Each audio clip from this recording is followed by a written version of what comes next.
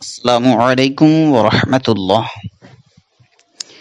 چند صورتیں ایسی ہیں جن میں روزہ بغیر ارادے کے خود بخود ٹوٹ جاتا ہے یا کوئی دوسرا زبردستی روزہ توڑوا دیتا ہے، تو ان حالات میں روزہ دار کو بعد میں صرف ٹوٹے ہوئے روزے کے بدلے میں روزہ رکھنا ضروری ہے، جسے قضا کہا جاتا ہے۔ حسب ذیل صورتوں میں روزہ ٹوٹ جاتا ہے لیکن صرف قضا فرض ہے۔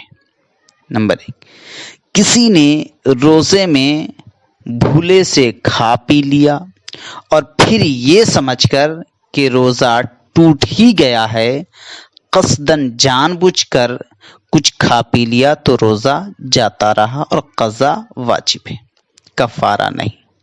ایسے ہی بھول کر جمع کر لینے، ہم بستری کر لینے یا صرف شہوت کی نظر سے دیکھنے کی صورت میں انزال ہو جانے یا دن کو سوتے ہوئے احتلام ہو جانے یا خود بخود قے آ جانے کے بعد روزہ دار نے یہ سمجھا کہ روزہ ٹوٹ گیا، پھر قصداً جان بوجھ کر کھا پی لیا تو اس روزے کی بھی صرف قضا واجب ہے۔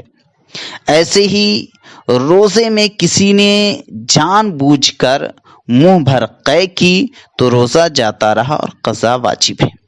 کسی نے روزہ دار کو زبردستی کچھ کھلا پلا دیا تو صرف قضا واجب ہے۔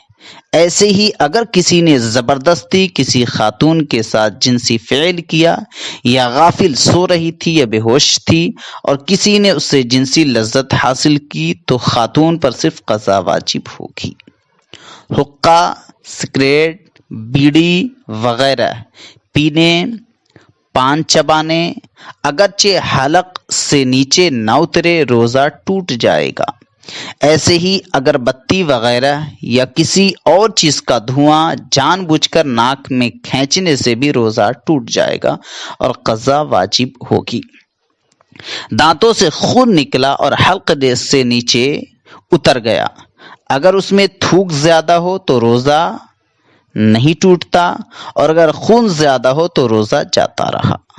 سر میں دماغ کی جھلی تک یا پیٹ میں معدہ کے منہ تک گہرا زخم ہو تو ایسی صورت میں اگر دوا لگائی اور وہ دماغ یا معدہ کے اندر پہنچ گئی تو روزہ ٹوٹ گیا اور اس کی قضا فرض ہے۔ اگر انجیکشن کے ذریعے دوا معدہ یا دماغ کے اندر پہنچی تو روزہ فاسد ہو جائے گا، اس لیے روزے کی حالت میں ٹیکہ انجیکشن نہ لگوایا جائے، اور اگر نہ پہنچے تو کوئی حرج نہیں۔ بیوی کو گلے لگانے، بوسہ لینے اور بدن کو چھونے وغیرہ کی صورت میں انزال ہو جانے سے روزہ ٹوٹ جاتا ہے، بشرطے کہ روزہ یاد ہو اور اس کی صرف قضا واجب ہے۔ یا بھول کر جماع میں مشغول تھا، پھر روزہ یاد آ جانے میں فوراً جدا نہ ہونے سے بھی روزہ فاسد ہو جاتا ہے اور اس کی قضا واجب ہے۔